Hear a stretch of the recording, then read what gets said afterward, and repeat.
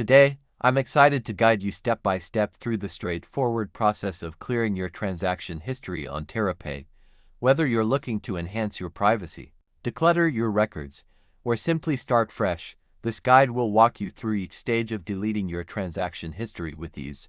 Let's dive right in and get started. First, open the Terrapay app on your device. Enter your credentials to log in. Once logged in, navigate to the transaction history. This is usually under the Account or Transactions tab. Select the transactions you want to delete. You can typically do this by tapping and holding the transaction or using a checkbox if available. Finally, double-check your transaction history to ensure the unwanted records have been removed. After this, you will be required to confirm the deletion by confirming you want to delete the transaction or transactions as the case may be. Make sure to be sure before deleting any transaction, as you won't be able to retrieve a deleted transaction. And there you have it. Quite a simple and easy way to delete your transaction history on Terrapay.